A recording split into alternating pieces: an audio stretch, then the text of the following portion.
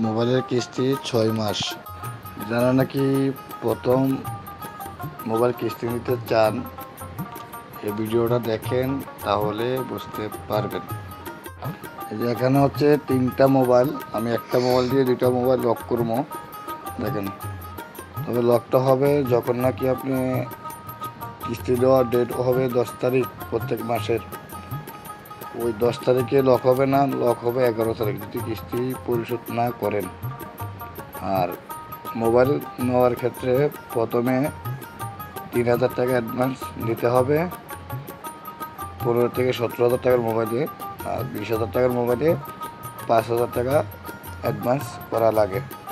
330 টাকা service charge, 330 টাকা এটা মোবাইল থেকে কাটা যাবে না, 3,000 টাকা কাটা যাবে।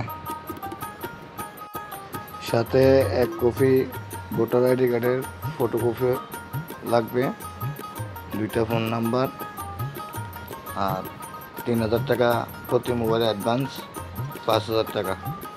3,000 আর হচ্ছে 5,000। মনে রাখবেন, কিস্তি সময়মতো পরিশোধ না হলে মোবাইল অটো লক হয়ে যাবে। টাকা দেওয়া ছাড়া মোবাইল লক খোলা যাবে না। প্রত্যেক মাসের কিস্তি প্রত্যেক মাসেই দেওয়া লাগবে। আর মোবাইলের কিস্তি 6 মাসের বেশি হলে বাড়তি টাকা দেওয়া লাগবে।